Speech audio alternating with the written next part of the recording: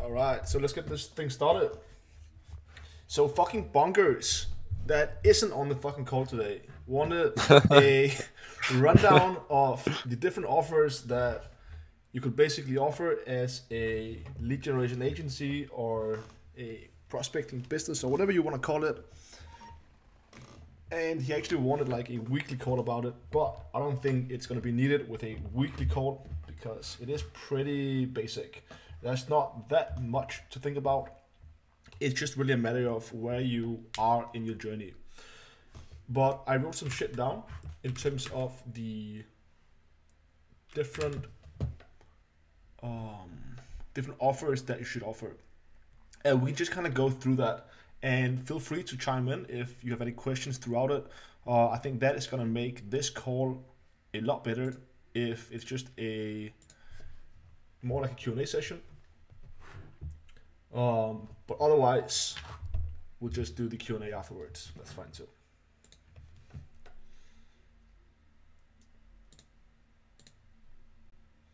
Right. I think you should be able to see my screen. Oh, screen sharing. Screen share. All right, you see my screen, right? Yeah, let's look at all the options. Yeah, so we got pay-per meeting, the basic, onboarding fee plus pay-per meeting, pay-per close, retainer plus pay-per meeting, retainer plus rev share or profit share, done with you offers, and then trial period into retainer, right?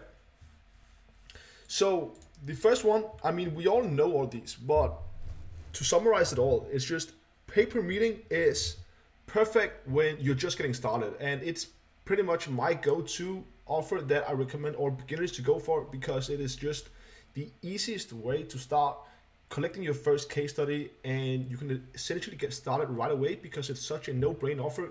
And if you really want to get started right away, you can literally just pay like the $200, $300, $500 that the softwares cost, and you can basically just start instantly, right? A lot of people, they kind of get stuck for a little bit too long, and I'm not saying everyone because some people like fucking he just signs fucking 3 clients in 3 weeks after starting, but other people, they take longer to get started and sign their first client, and that's because they are fucking looking for this onboarding fee, which at the end doesn't really fucking matter, right? So in my opinion, if you have been on a few calls and you're getting some friction, maybe your sales skills is just not there yet. But the good thing about sales is that you don't really need sales skills if you have a lot of social proof. So if you just get your case study instead, you don't need to be very good at sales.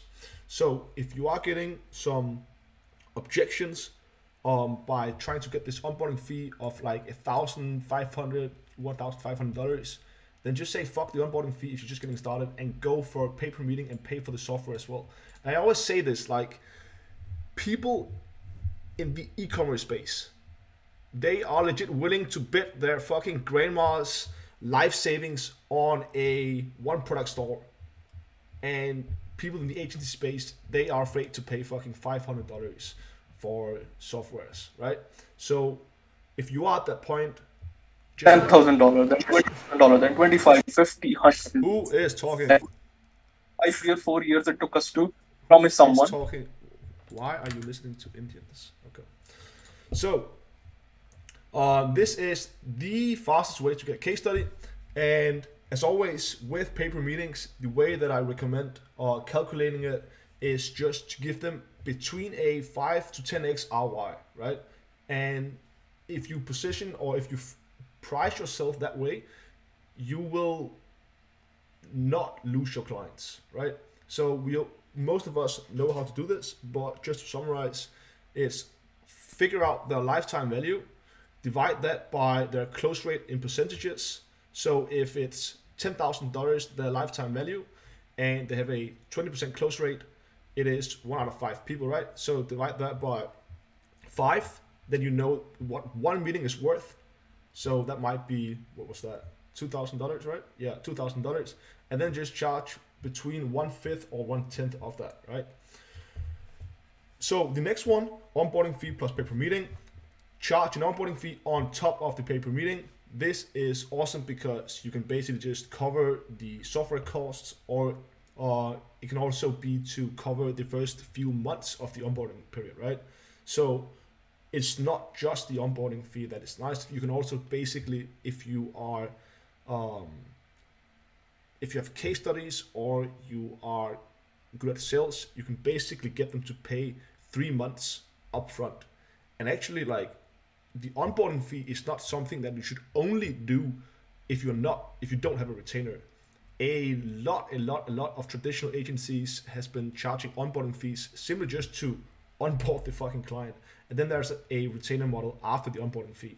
So it's basically just a way to pay for everything that you have to do in the start, because obviously it's a lot easier to run your campaigns after 3 months when everything is set up and the campaigns are running, you are getting results, than it is in that initial period where you need to do market research and you are fucking sweating and you are writing your cold emails and you are purchasing the domains, etc., etc. So you can basically, like, if you're charging $3,000 as a retainer, you can charge $9,000 as an onboarding fee, and you're basically good for the first 3 months, right? But it can also be a way to just get the software costs covered.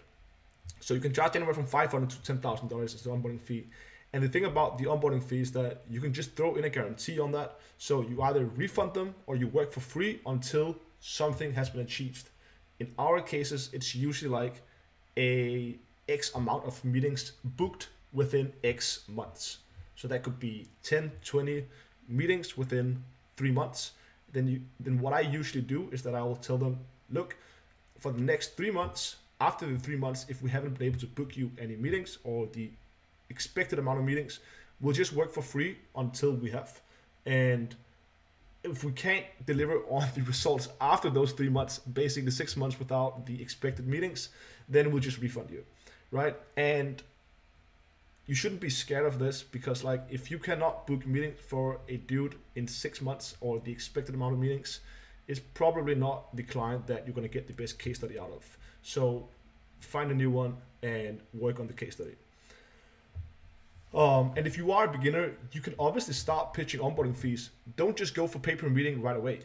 You can start pitching the onboarding fee, but if they're like, fuck no, you can just negotiate, get it lower, and if they don't buy it, you can literally just say, okay, fuck the onboarding fee, we really want to work with you, we want a case study, let's just do pay-per-meeting and let's get this thing started. Pay-per-close is like, I know most people will say that you should never do this, and from a money-making standpoint, I 100% agree, right?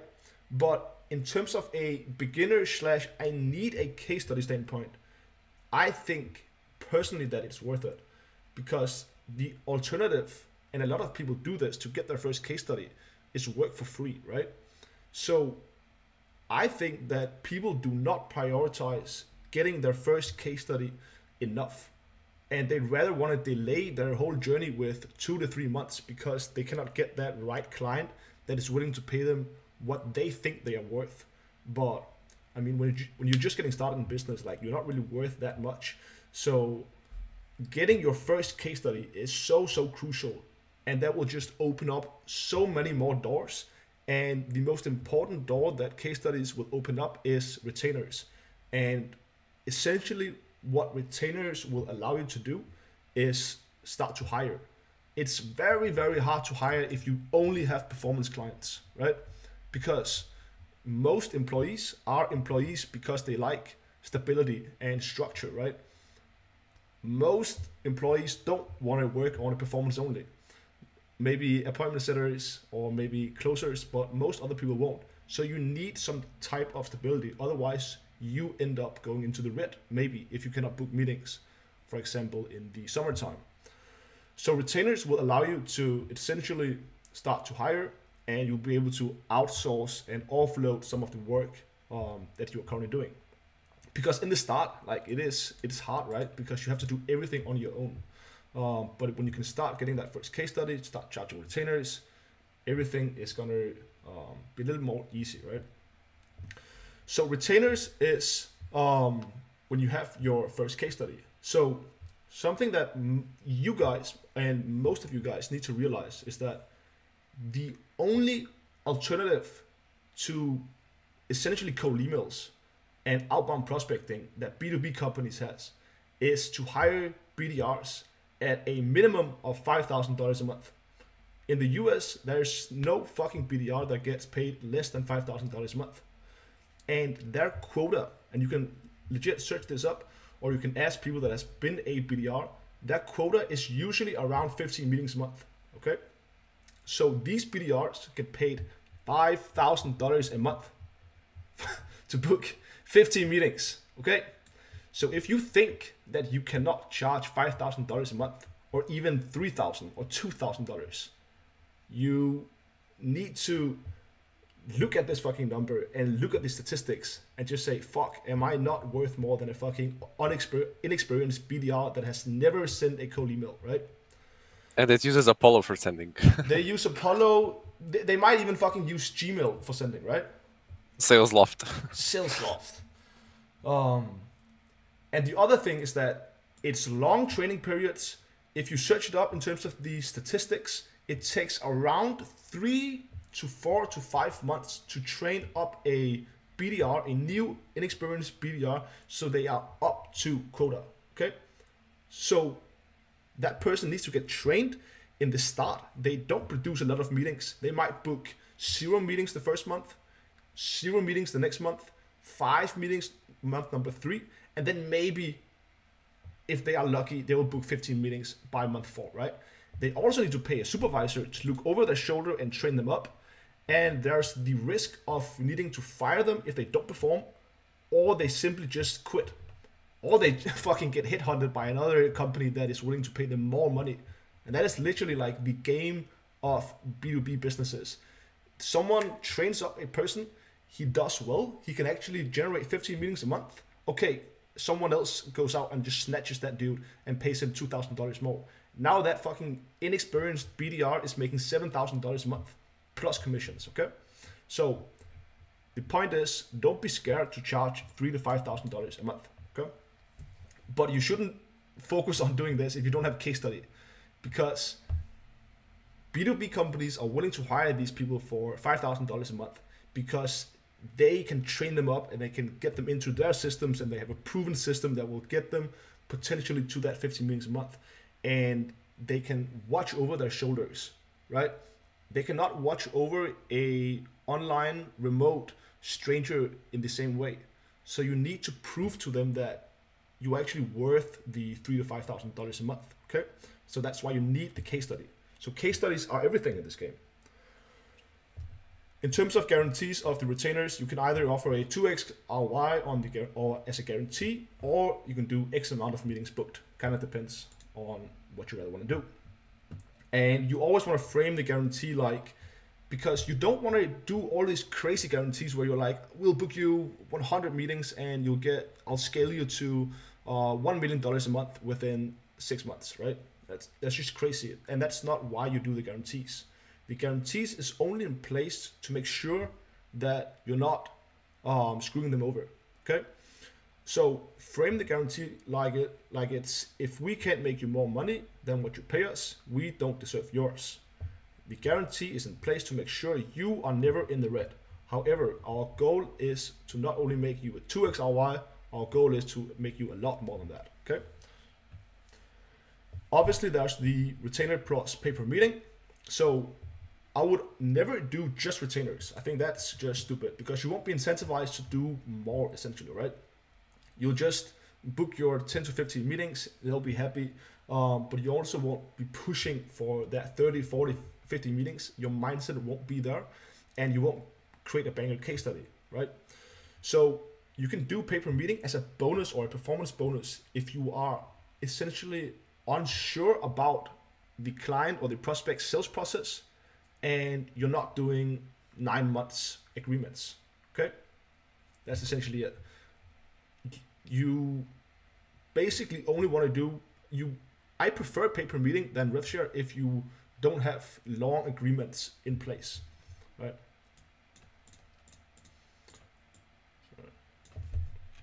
Then there's the retainer plus rev share / profit share model. So people, I don't know why, but they've kind of glorified the whole thing about rev share and profit share. It's not that big of a deal, and pay per meeting is just as good, if not better. But sales or rev share / profit share deals can be insanely profitable if you stay with them for a long time, right? So sales cycles are extremely long in B2B space, sometimes 6 months, sometimes 12 months. So beginners make the mistake of getting rev share deals thinking they're going to get rich overnight. It doesn't really work like that. So you only want to do rev share deals if you're actually planning on staying with them for a long time. So you need to have long contracts, and you need to believe in their sales process, and you need to know that they actually know how to sell to cold traffic and hasn't just been relying on referrals for the last fucking 10 years. And there are some companies that has just been relying on referrals for the last 10 years, and they've been relying on one phone call 5 years ago that just randomly turned into a meeting and a client, right?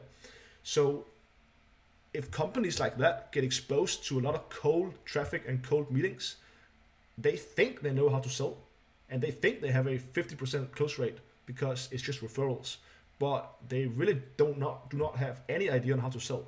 So that's how people kind of get trapped in that rev share / profit share kind of hole.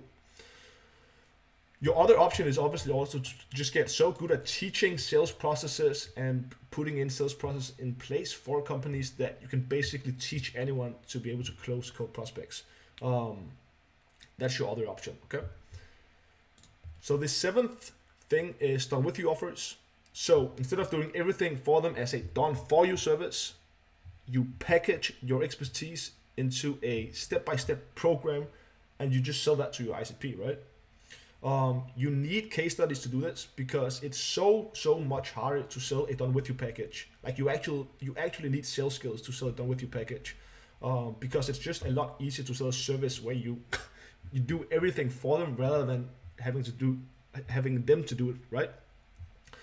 It's so much harder, and you actually need to be able to do objection handling, and you need to showcase them undeniable proof that your process and your framework and your blueprint is the missing link for them, and with that they will just absolutely blow their company up, okay? You can sell done with you packages anywhere from $2,000 to $30,000. It just depends on kind of what you do for them. If you just help them write their code demo scripts, you probably cannot charge that much money for it. If you help them build a whole system that can allow them to scale up to $1 million a month through outbound prospecting, paid advertisements, SEO, funnel building, sales processes, hiring BDRs, etc., and it's a 12 to 16 months program, then you might be able to sell it for $30,000. However, you need a very strong positioning to sell done with you. They need to see you as an expert and an authority, and you basically need to instill the vision of you being so good and essentially too good and expensive for them, and they should be happy if you decide to work with them. If you don't have this frame, it's very hard to sell done with you. Yeah, sorry for interrupting, but a great way to do it. Like if you want to do it faster, just create content, honestly. Yeah, true. Like just creating a simple post, how to warm up domains. Just that, a simple LinkedIn carousel, whatever. Like 90% of SDRs, they still use, the primary domain. So just create simple stuff you already know, even though it's something that's simple that you maybe think, oh, everyone knows that. Someone doesn't know that. Most founders don't know that. So it's a great way to position yourself way faster. 100%. And I think that's kind of like, don't you agree, Nathan? Like, I know you are also a big fan of done with you. Like, you need a very strong positioning if you even want to try sell done with you. Yeah, and also you need to be specific. So tell them we only work with, let's say if you only work with agencies, so always mention agencies. If you go and approach a consulting company, for example, they don't care because they'll be like, okay, you scale this agency to, I don't know, 5 million per year, but it's not a consulting company. So you really have to niche down if you want to do done with you. But this legit has the possibility to just blow up your revenue. Like I have had months with $60,000 to $65,000 a month, going from like $30,000, because before that we were obviously qualifying, and we were trying to find ways or reasons why we should not work with companies, because we were at that point where we just only wanted people that could pay 12, 16-month contracts, and we're just looking for that one unicorn, right? But when we implemented a done with you offer, now every single sales call just turned into like a fucking sales process, because we could essentially sell something to anyone that hopped on a meeting with us. So it can definitely just blow up your revenue very, very fast if you decide to implement done with you offers. And it's really not like, it's not that hard to implement done with you offers. You basically just figure out what is it that you do for your done for you offers. You package it up inside a step-by-step program, and you're just a consultant instead of doing it for them. And then there's trial period into retainers. If you are having problems with charging retainers, I've done this before and it works really, really well. And I know Giuseppe does this as well. And it's basically just where you have a trial period of about 3 months where you gain their trust, because they might be unsure if you can even do it for them. And you just charge a lower retainer than what you actually want to charge. So, and if they are satisfied with the results, obviously your retainer goes up after 3 months. So this could be $1,000 a month retainer that goes up to $5,000 a month after 3 months. So I hope this clarified a few things in terms of the different prospecting offers that you can decide to go down. I think the most important thing is just humble yourself, like just get your first case study and really just package that case study up so it's super, super crisp, and it's just undeniable proof that you are a person that can deliver results. And if you have that case study, then you should really not do pay per meeting and just onboarding fees anymore. You should go move over to retainers, and your close rate will 100% drop if you are used to doing pay per meetings, because it's just such a better offer. So you will definitely, like, your close rate will drop. Maybe you will go from 30% to 5% or like 0% essentially. But that's because the sale is a little harder. That's just the way it is. But just know that people are willing to pay a lot of money. They are willing to pay $5,000 a month for 15 meetings. So you just need to improve on your sales skills, improve on your offers, and really just be able to present that case study as undeniable proof. So let's open up the floor for some questions. Oh, Gus, I'll Sure. take a question here. Quick question. Okay, so I feel like pay per meeting plus retainer versus retainer plus pay per meeting versus retainer plus rev share. Do you feel like that's going to give you the fastest cash? Like if you're just trying to stack cash right away, you have a case study. Retainer plus pay per call might be faster than retainer plus rev share because of the sales cycle length. 100%. 100%. If you're looking Okay. for if you're looking for cash right away, pay per meeting is always going to give you cash the fastest. But you could also make the argument that, like, if you want cash fast, then you start selling like huge packages like onboarding fees, right? So instead of selling like a $3,000 a month package and $300 per meeting, then you just charge a $15,000 onboarding fee.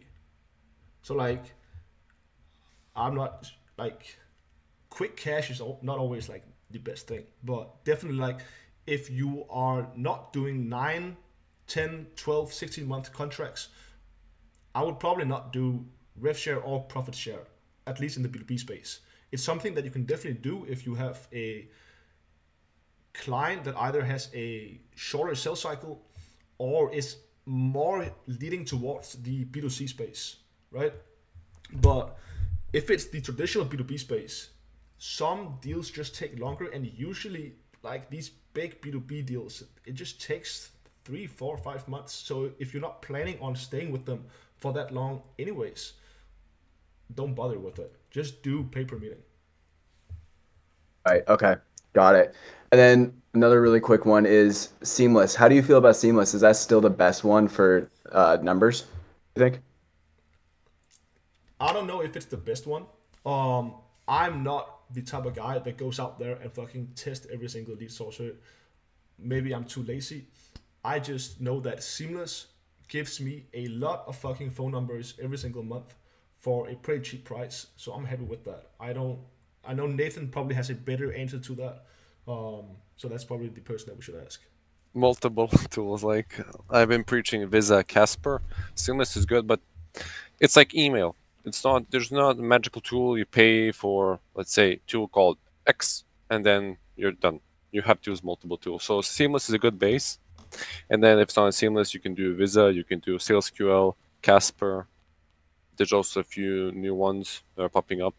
I think if you're not calling that much, like it depends. If you want to cold call a lot, then Visa, but it's more expensive. Like you can get a plan like for 20 cents per number, and at scale, like it can add up. But I think Seamless is a good base. Right. Okay. Cool. Thanks, guys. Great presentation. Yes, sir.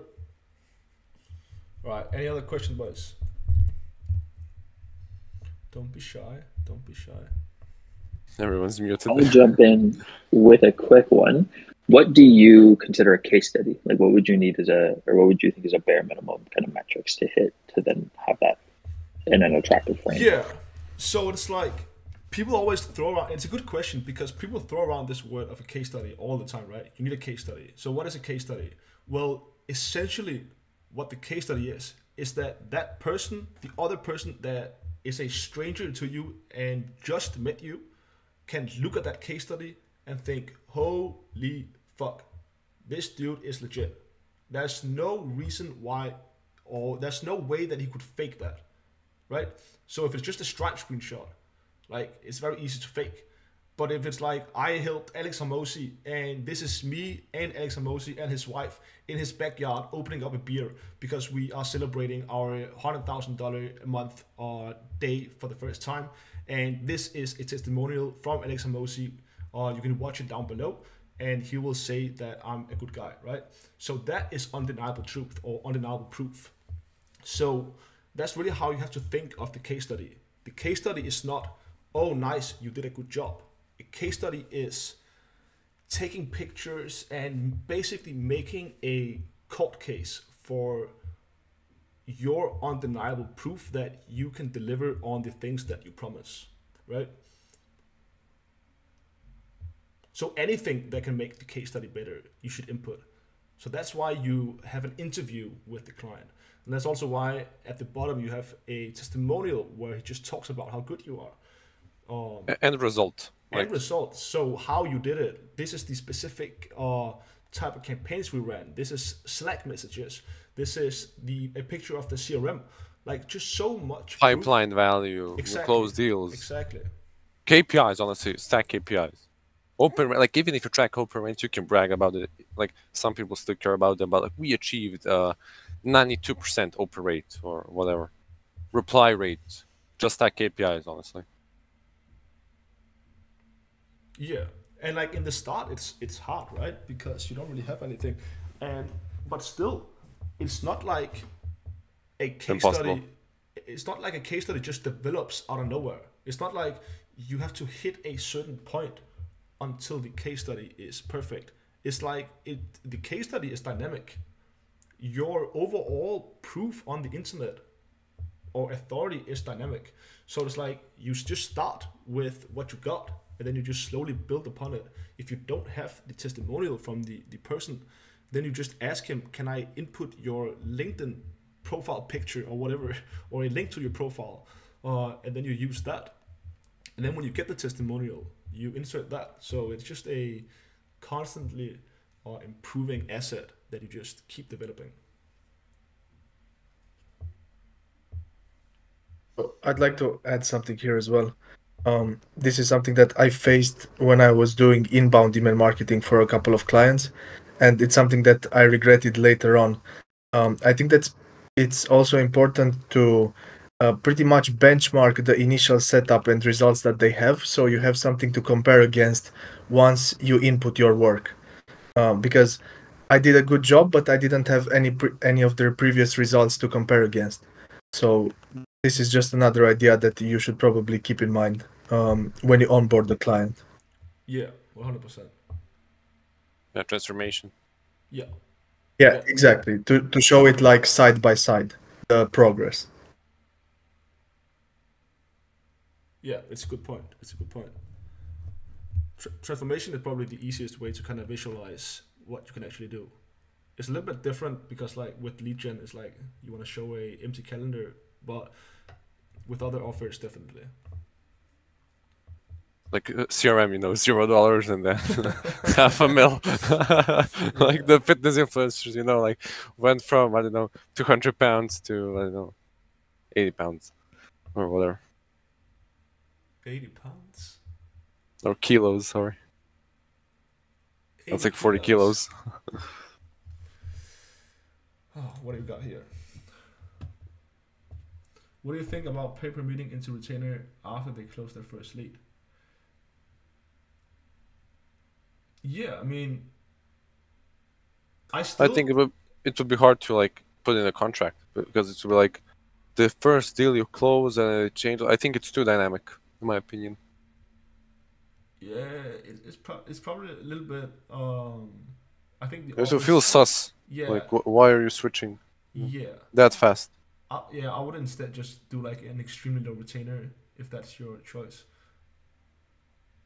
But still, like, just if you got that first case study, then you start charging retainers. If you don't have that case study, then you don't charge retainers. That's my philosophy.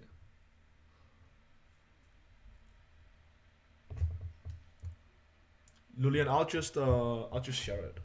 I'll share it 2 seconds.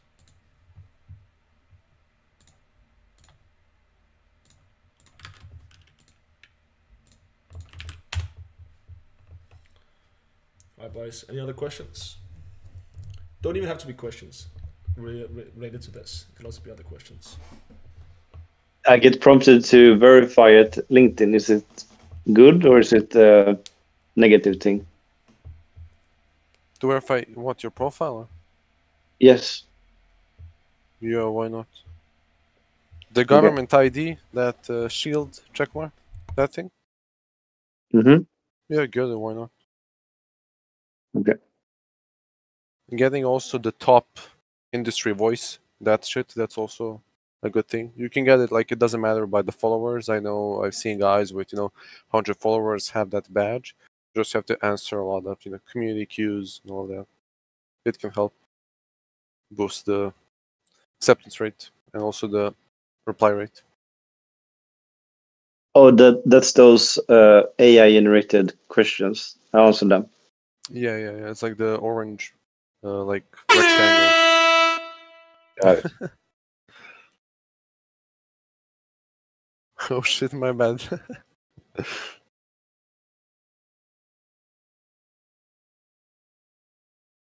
Yo, Gus, I got a question about sales. Should I just assume that I'm terrible at sales? Because what I get is I get people that contact me interested in the service. Then they tell me that their close rate is between like 70% up. And then I give them a price, like not more than like a 1.5 for onboarding and 2K for like retainer. And then they still don't take it. But I still have like case studies and everything. Yeah, but what type of companies is it? Is it people that can actually like afford you? Like if you Well, that's ultimately. Huh? Sorry, because that's what I'm thinking. If you tell me your close rate is 70% up, but you can't pay like 1,500, then it's probably bullshit. Yeah, but it's probably not like you're probably not referring to every single client that you talk to that has a 70% close rate. You're probably referring to one person, right? Three recently. And they've been big, and they've been really big companies, like really huge companies. Yeah, but you also have to like make sure that you explain clearly that it's like what is your close rate on like cold traffic, if they even do that, right? But it's really just a matter of like if they don't really have that big of a pain, usually people they don't buy. So you need to create a gap and a pain, and they need to talk about the pain in their own words. You need to make them talk about that. Otherwise, they're not gonna buy. People only buy if they have a pain they want to solve. Mm-hmm. And also ask like how many calls they're on. Like they can say, yeah, we usually get 20 calls per month. So Yeah, like mathematically, it will be a higher close rate. But if you get 40 calls per month, then it's halved. It's diluted. Yeah. Okay. Yeah, but also like if they have a 70% close rate and that's what they tell you, right? Then really just Yeah. talk about that. Where it's like, okay, so what is your lifetime value? Okay, it's this. Okay, and if you close fucking 2 out of 3 people you hop on a meeting with, then obviously wouldn't you agree that it makes sense to get it at this price? Well, yeah, it makes sense because our deal size is this. Okay, so I'm actually gonna charge below that, and I'm gonna charge this per meeting. So really just make sure that they understand how good of an offer it actually is. Okay. Thanks.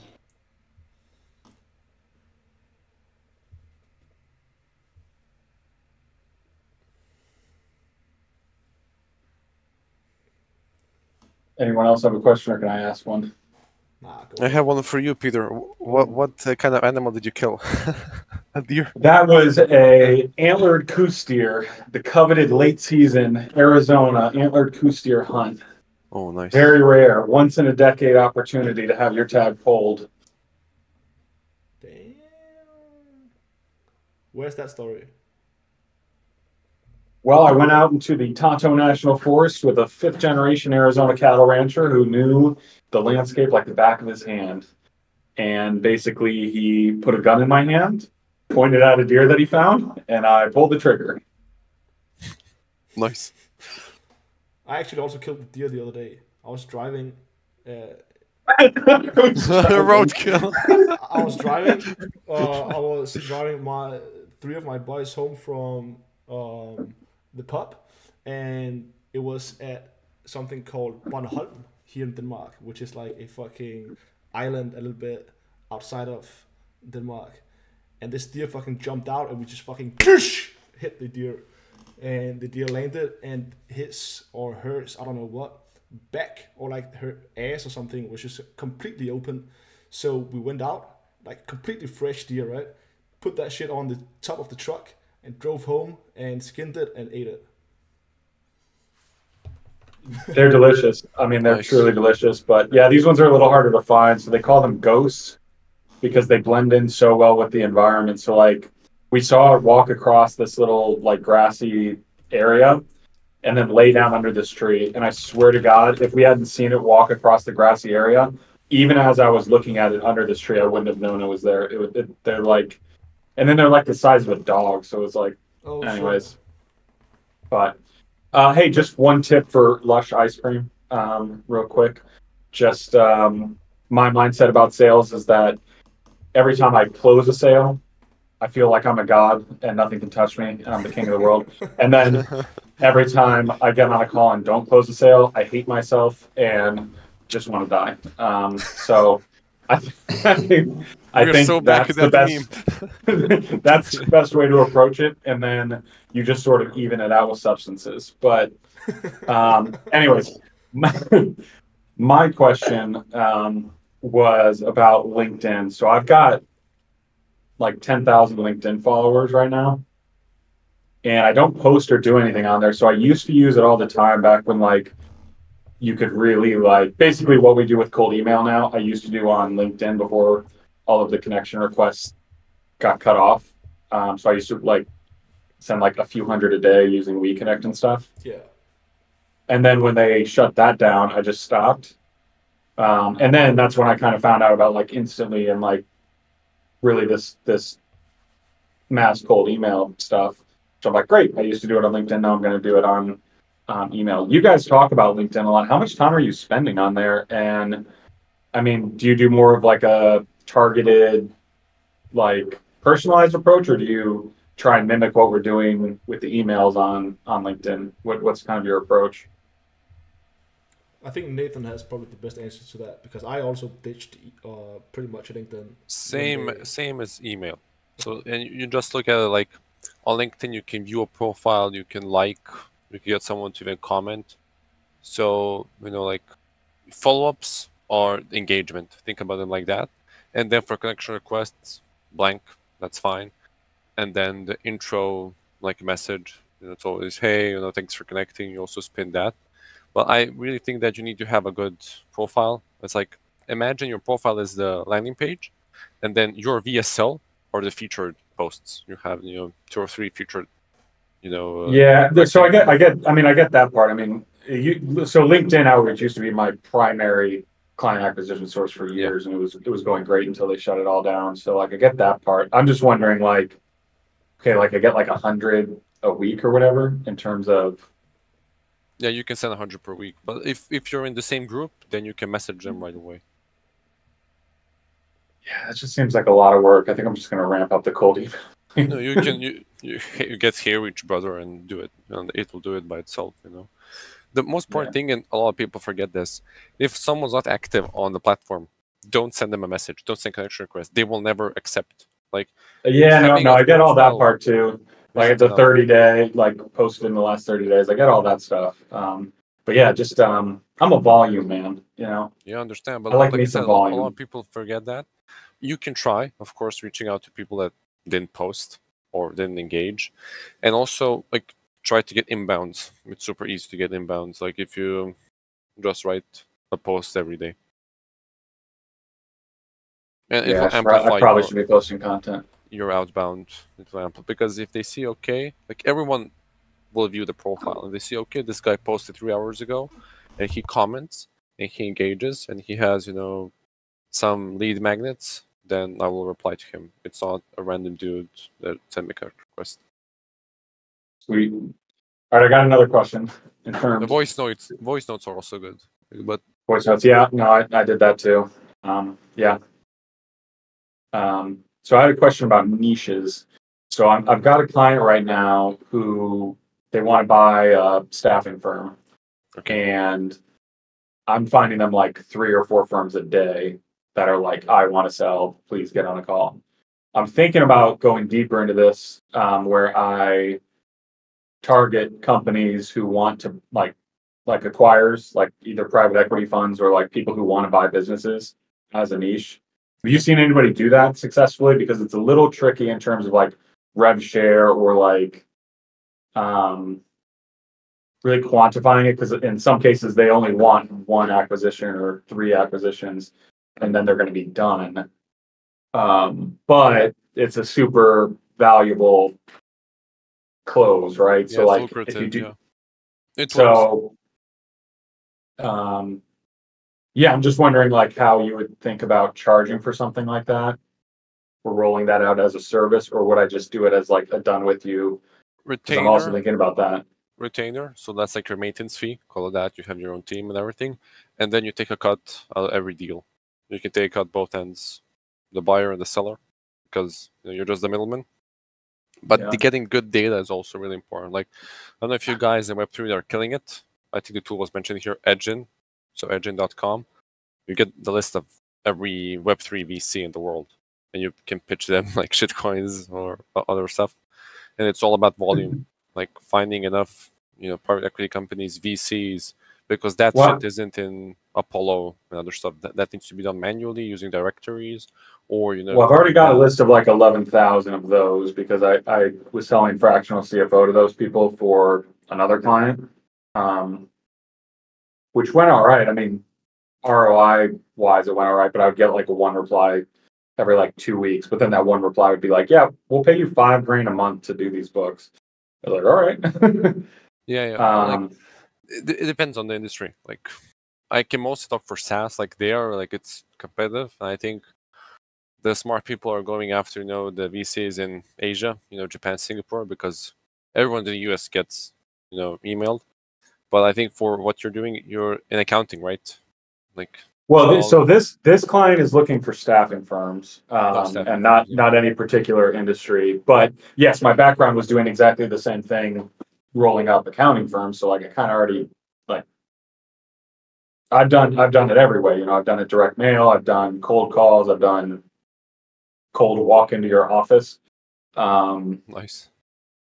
So like I get what they're trying to do, and then now the cold emails are working really well, and I'm like, maybe I could do this for whatever HVAC companies, and maybe I can find somebody who wants to buy gyms and find somebody who wants to buy I don't even know, Yeah, really 100%, anything. yeah.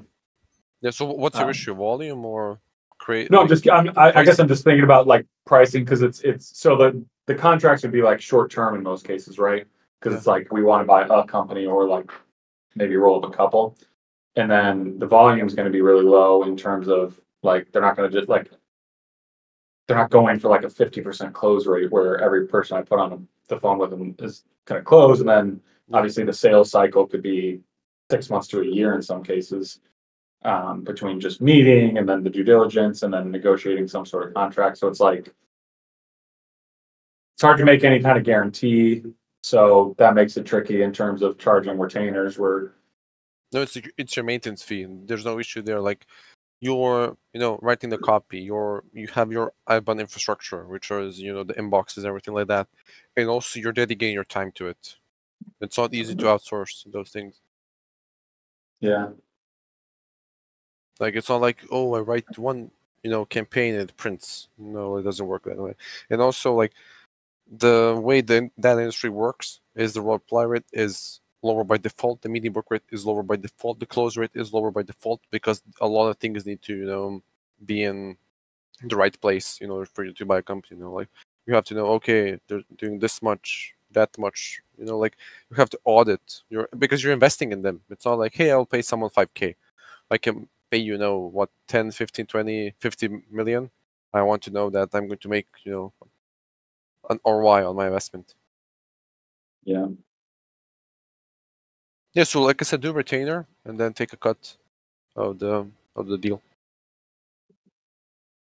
Not bad.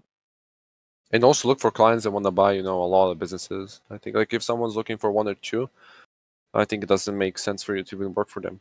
Unless you're going to get a huge cut or if they're going to spend, 5, 6, 20, 50 mil. Yeah. Well, yeah, that's what I'm saying, where it gets kind of tricky, where it's like, what's that number where it actually makes sense to even do it? So this firm is wanting to roll up as many as they can that fit their criteria. So Okay. they're a good fit. And what's the average they want to pay, like per business they buy? So they're looking at like 1 million to 5 million in revenue. Okay, but like how much they want? Like, what's the multiple there? If I'm doing, let's say I was a staff. It's like 1 times gross. It's a pretty, so it's like a lot of these are owner operated, so it'll be like a multiple of SDE, which is usually like 3 times SDE, which ultimately comes out to like 1 times gross in most of what we're seeing. But yeah, then take a higher cut. I think like it's not the same taking 10% at 5 million and 10% at 50 million. So take as much as you can, honestly. Because I think right now is the right time. The pandemic is over. Everything, the economy, like everything will start pumping, like economically wise. You'll see like when Web3 starts and everything starts going up. Crypto and that shit. So I think right now is a good time, but just secure a good percentage. Even do a low retainer, honestly. Like I make most of my profits on the rev share because like the retainers, like if you're like thinking about long term, your profit is going to be on the rev share, and every time they close a deal. Yeah, but it's a gamble because you don't know like if they will close. There's a chance that they talk between them for 6 months. They talk, and then the deal doesn't go through, and now you just well that's kind of what I'm worried about, or they just decide the numbers don't work or we don't want it, which hasn't been an issue so far because I'm having so many people that are like, yes, we want to sell our business, please buy it.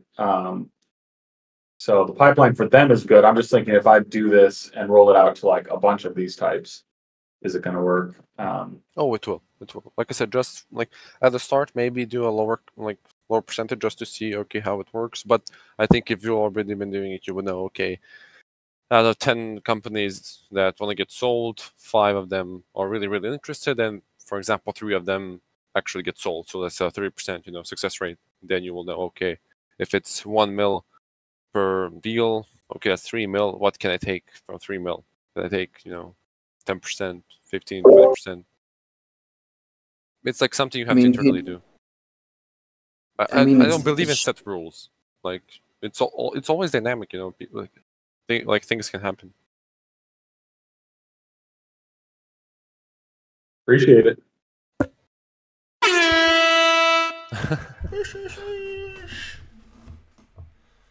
But I guess it's kind of like the same with like, what about the companies that guarantee that they will find investors or something for companies? Do they guarantee anything, or do they not guarantee anything? I don't know anybody Web3. who. I'm not familiar with those types of guarantees. Yeah, it's tricky because it's easy to like. I mean, I get replies all day. So, not including the qualified good replies that I get replies all day long that are like, "Yeah, just wire me $25 million. I'll sell you my company." And then it's like, "Okay, you did 2 million gross last year. Like, all right, you're an asshole." Like, so it's not a matter of necessarily just finding these companies. And I mean, I guess this is true of any sale. You know, needs to be qualified, but it's finding a company and then having the numbers work where like everybody's kind of on the same page about what the multiple is, and then usually the seller has some motivation to leave, and then the buyer has some way to improve the value of the company right away. So they can either, like in this case, the buyer is a certified women-owned business in America, so they're going to be able to qualify for a bunch of government contracts. So like they're willing to just come in, pay a fair price, and then they know that whatever vertical they're in, they're going to be able to add value day one by making that change. So for them, they're just looking for a fair price, fair multiple, what the market's asking, and then the seller just needs to be ready to leave and have some motivation to get out. So yeah, it's just hard to. It's just hard when it's like, I just want to press a button on instantly and then have a client for 5 to 10 years and the checks just roll in each month. And I don't want to have to do all this thinking and setup. Yeah, probably easier to just continue with your accounting shit then. My problem with my accounting shit is all these people, it works too good, and then they're like, "Pete, you literally cannot take on more business."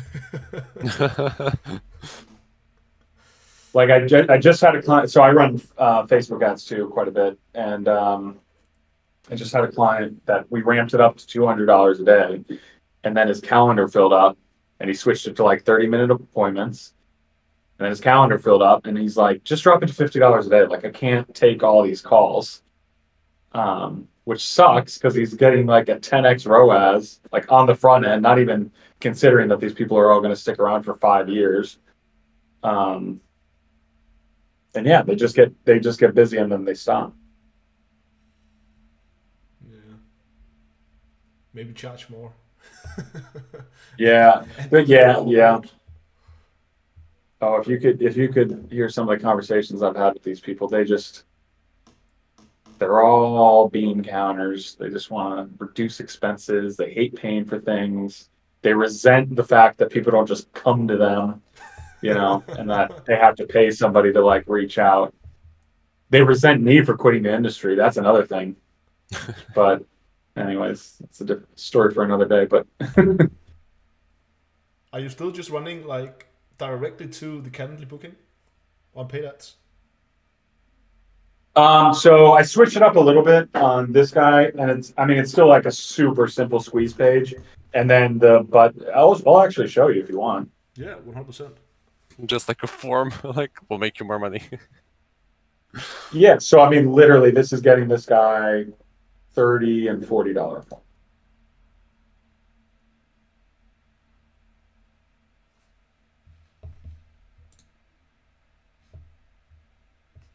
Like that's all it is. Just like a checklist. It's like we'll optimize your legal entity structure, maximize deductions, navigate retirement account options, implement legal loopholes. Click here to book your call. Make the click here to book all shake.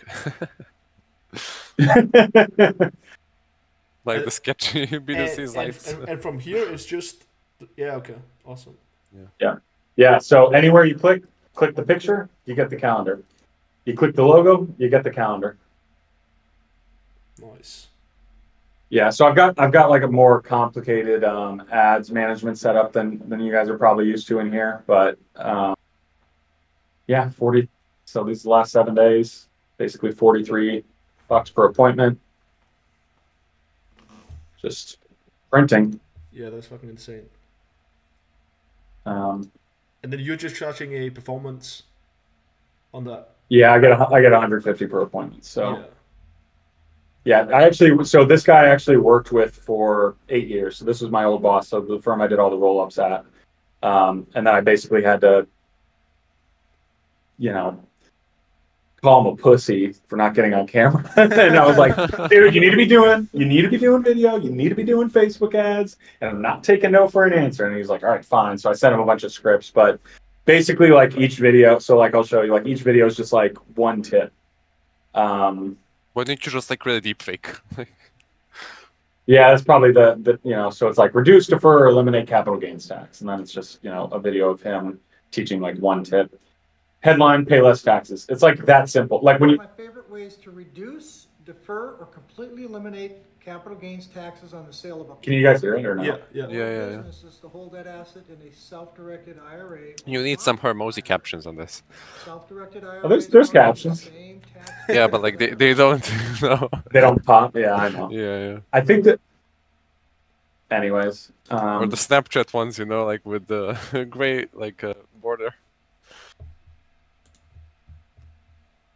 No. Yeah, that's going super good. But yeah, he was just so we bumped it. So he usually has it like $100 a day. And then it was going so well, he bumped it up to $200 a day, and then he was like, I can't take all these calls. There's just too many. But I'm like, but you're profitable. I'm like, just assign it to somebody. You've got people on your staff. And he's like, well, none of them want to take calls. I'm like, what do you mean they don't want to take calls? Don't they want to make money? And he's like, no, some of them are just happy, kind of being in the background doing the data entry. Yeah. Holy shit, this is why I left. Do you go, when you sign a new client, Peter, do you go directly to paid ads, or do you want to do cold emails first and then transition into paid ads? I mean, I think in the short or in the medium term, I'm going to be completely off cold email. Yeah. I like paid ads. So I run ads for, I don't know if you guys are familiar with Keith Krantz. Co-wrote the best-selling book on Facebook advertising of all time. Ran ads for like Frank Kern, Ryan Dice, Amy Porterfield. I'm on his team. So like I get like kind of the behind the scenes of like Zero Shoes, like all like these big brands. Like we were just on a call with this supplement brand that's spending like $226,000 a day on Facebook ads. So I get like a lot of inside info. What's the ROAS on that? Like 2. Expected at least 3. Well, okay. Yeah. But on the front end, so we're talking like that first purchase. So then they have a client for whatever 2-3 years, which is good. But yeah, I've got a lot of like behind the scenes on the Facebook ad scene. So that's my goal, to get completely out of cold email eventually. Why don't you do LinkedIn for them? Because LinkedIn like stopped working for me, so I just gave up on it. No, LinkedIn ads. Oh, I don't know. I mean, I've never actually ran an actual LinkedIn ad, so I don't know. But I think that whole performance paid ads thing is fucking awesome, because like if you know your numbers, it's just like, okay, I'll charge this, and you can expect around this number per book call. So it's gonna be around. So if you charge $150 per meeting, and they can get meetings for around $50, then it's very easy to just say, okay, look, it's gonna cost around $200 per meeting. Are you fine with that? Yes. Okay, let's go. And then you just kind of do. You would think that. You would think that, but I've talked to all these accountants and I've told them exactly that. I've given them exactly the numbers. Your cost per appointment is going to be between $50 and $150. I will guarantee it. And I've never been outside, other than on the low end, I've never been outside those numbers, $50 to $150 per appointment, running basically what you just saw, which is, hi, most accountants aren't trying to help you save money on taxes. Our planning process will help you do that. Pay less taxes. Click here. Like Like all you have to do is put that out there. It's such an underserved market right now that like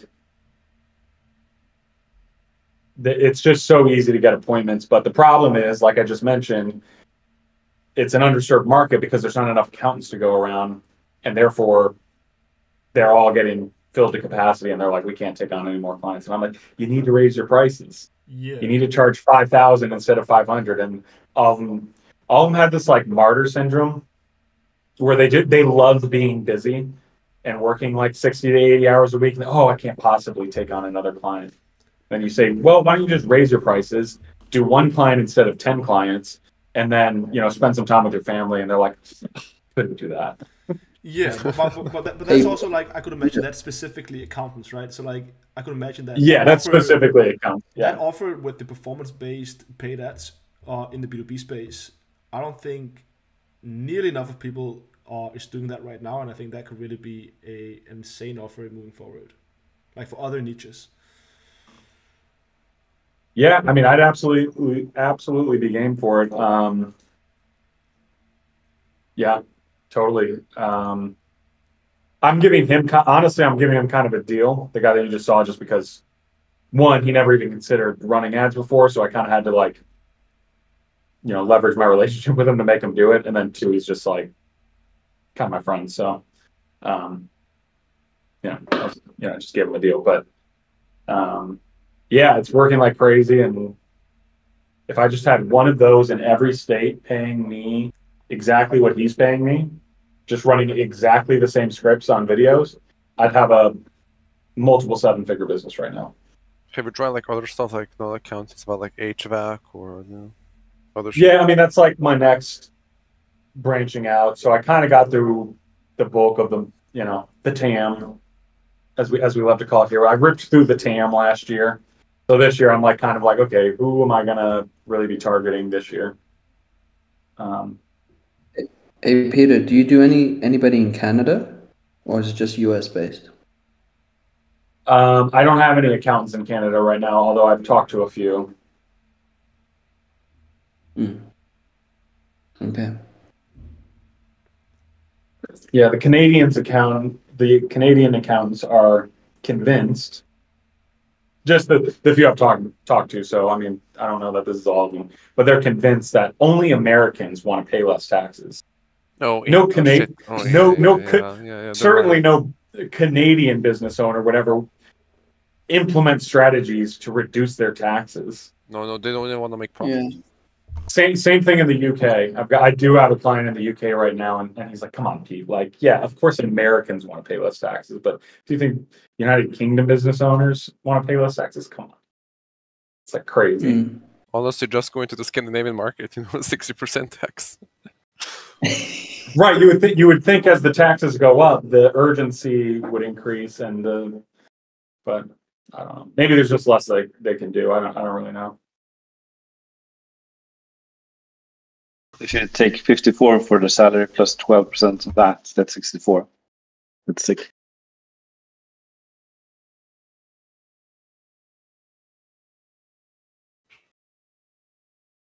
All right, boys. Do we got some last questions before we wrap this up? Stuck in the matrix. For real. I got a question. What industry do you recommend? Or what is the easiest one? Is there something like that? There's no such for lead gen? No such thing. I have a question. To touch up on that, not the easiest, but how do you figure out what niche is? No, we can't really answer that. Who you can milk the most?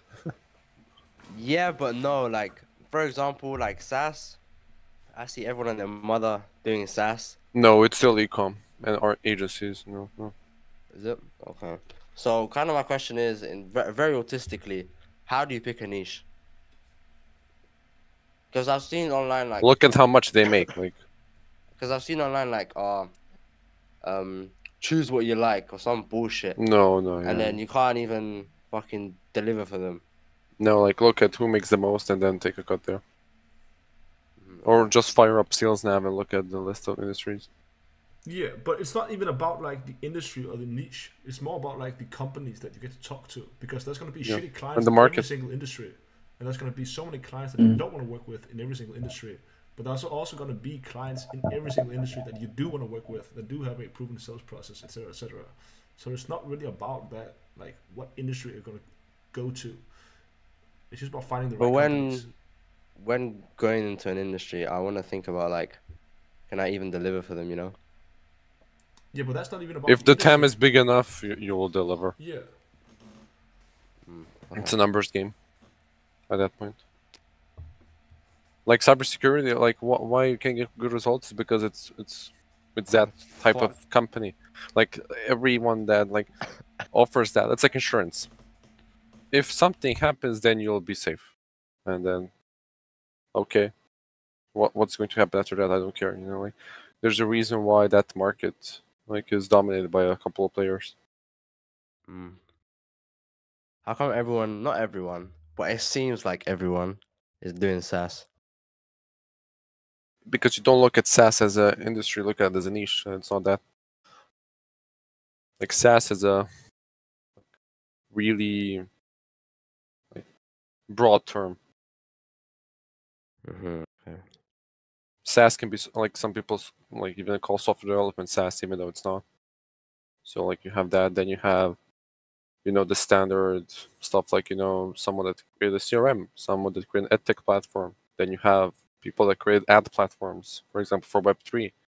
Then you have people that create tools for local businesses. Then you have the AI stuff right now. So just There's any loads. like tools, apps, or Yeah, etc. everything that solves a problem. Okay. You can even look at like sports software. That's quite popular. There was a company that creates like screens that are put in like different, basketball courts, football stadiums, and then it can, promote the product. The same shit you see on cars nowadays, on the roof. Roof bars. Yeah. There's also one company from Romania that, enabled everyone to have a billboard in New York City. Fair enough. All right, boys. Let's Or wrap just this look up. at like something that's trending, honestly, fire up trends. AI, man. Yeah, but the issue with AI, it's all AI. like it's all done by like GPT and that's it, like, or Claude or Gemini. No one is developing. Like, look at Rabbit. Did you see that new device? Like, they got roasted so much. That's a good point. And it's not even innovative. Like, if you think about, like, his presentation, the founders was shit. Like, oh, we integrate with Uber. Okay, oh, you know how an API works. Nice. All right, boys. Thanks for coming. I'll be uploading the recording when it's done rendering in about. When is the thing coming up? When are you gonna do the how to win in what's that again? Oh, How yeah. to win the stream in saturated markets. I'll get that recorded very soon, and I'll upload it. Okay, awesome. Thank you. Yes, sir. All right, guys. Thanks for coming. See you next week. Thanks. Bye. Bye. Bye.